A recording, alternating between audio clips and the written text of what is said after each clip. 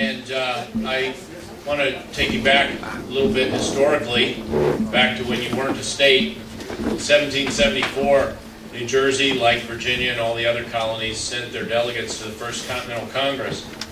And in that Continental Congress, they all agreed to a document. They signed a document that cheerfully acknowledged, their phrase, I don't talk like that, cheerfully acknowledged the right of the king and the parliament to regulate their commerce.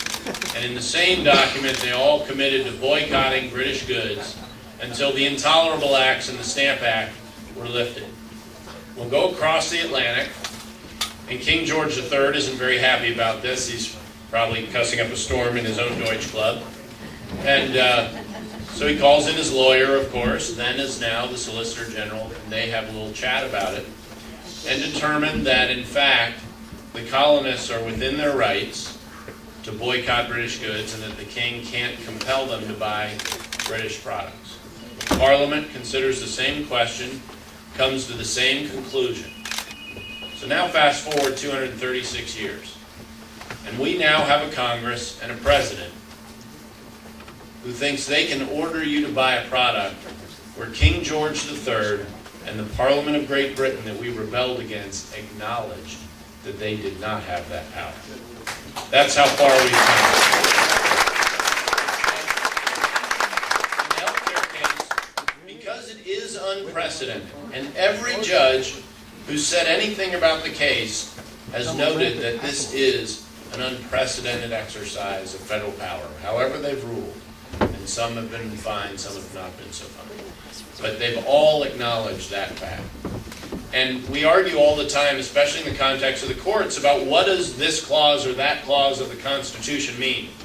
Well, I was an engineer before I went to law school, went to the dark side, and I still think in terms of an engineer. So if you think of your Venn diagram and the power of the government under the king and the parliament, make that your first circle.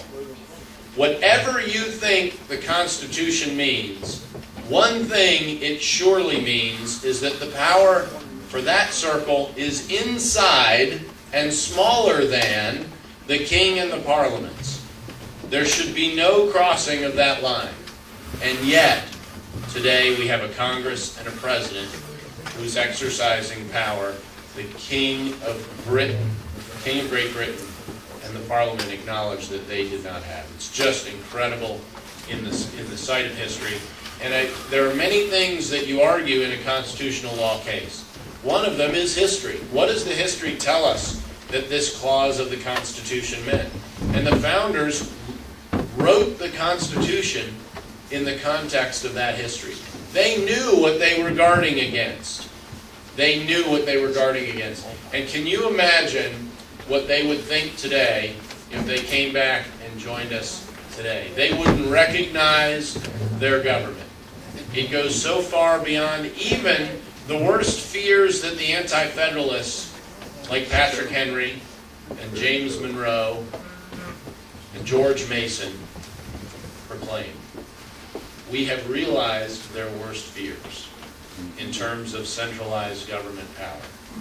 Well, our case is going to go on for a number of years. There's no question it is going to work its way to the Supreme Court. And hopefully, when it's all said and done, not only will the individual mandate be found unconstitutional, but the entire bill will be stricken on that basis. And that's what we're asking for.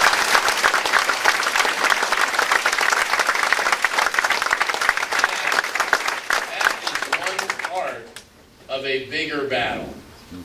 Steve mentioned offhandedly our challenging the EPA. Our first lawsuit when I was Attorney General was against the EPA for the greenhouse gas emissions. Let's all just take a moment, take a deep breath. Now exhale. Now we've all polluted together. Okay. And the tax is coming. So their greenhouse gas endangerment finding, which would have, first of all, there is a connection between greater government power and less citizens' liberty. It is direct, immediate, and it's a zero-sum game. So when they impose regulations, as they are in that manner, they're reducing our freedom. They're reducing our freedom. And Steve, I'm glad you made the point. People are worried about jobs, they're worried about the economy. But underneath all of that is the liberty that makes this country unique in history. Amen. It's the one word that distinguishes us from every nation in the history of the world. That's what makes us an exceptional nation. And as our founders recognized, that liberty was given to us by God. Government cannot take that away.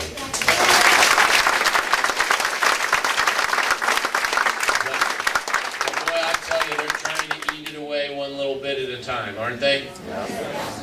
Yeah, one big bit at a time. That's right. One of the things that is at stake, one of the critical things at stake on November 2nd, is to return to America a government that respects the boundaries of that Constitution, which is the document that embodies the first principles of this nation. That's what we're fighting for on November 2nd, even before all of the economic impacts are calculated. And they are enormous, and they are ongoing, and they will take years to fix that damage that they've already done. But that is all built on a foundation of liberty. And that is what we're working for here in the next 10 days. You know, the first 56 folks who signed that Declaration of Independence knew that they were committing treason signing the document.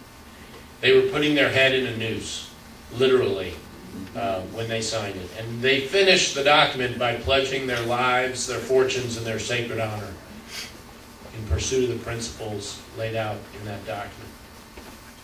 And many of them gave up the first and the second, but none of them gave up the third. No one in this room, no one in this country is going to be asked in the next 10 days to put on the line what they put on the line. And we have no excuse to sit idly by while those principles that they put everything on the line for are trampled. Amen.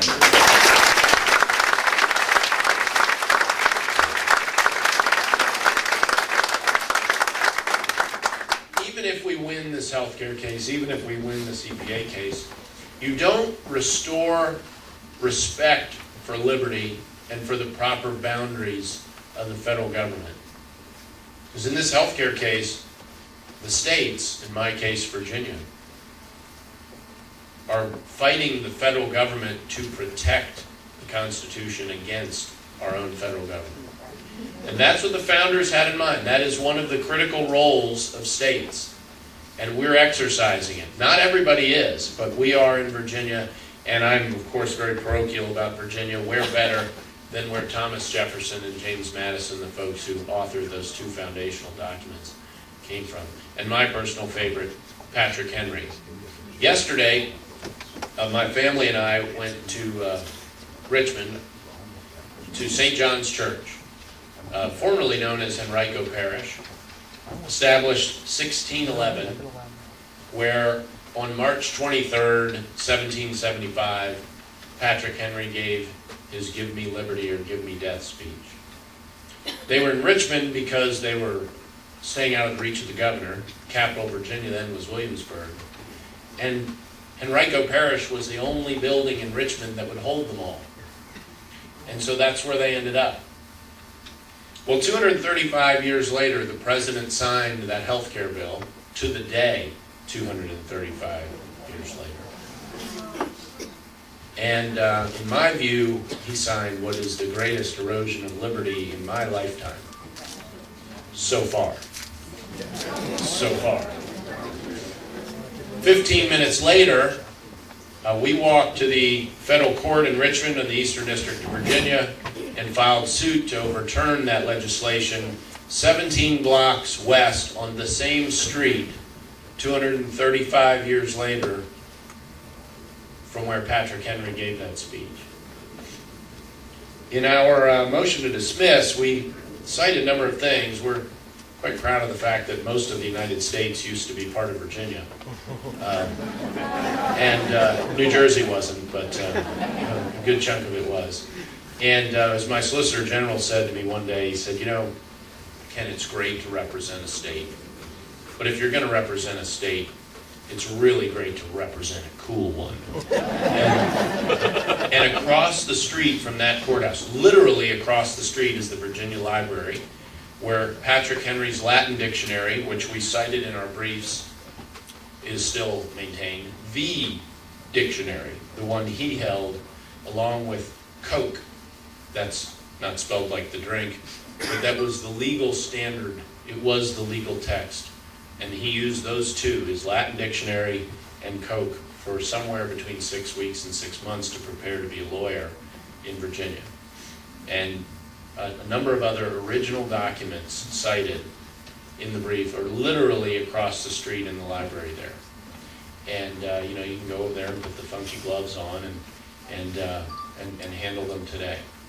And it really does drive home that we are going back to the foundation in this case. Steve mentioned my running for the state Senate, and I don't know how many of you know much about Northern Virginia. It's fair to say it's not the conservative part of Virginia. It is near DC, after all. And as a conservative there, I've been covered by the Endangered Species Act, so get something useful out of that. I won 3 elections there, the last one in a recount, and going door to door as I did to survive, being outspent in every race I've ever run, including the Attorney General's race. We relied on people like you all who are committed to these first principles and who had enough faith in me to be true to them to come out and help us get over the top. And it worked, and it works every time.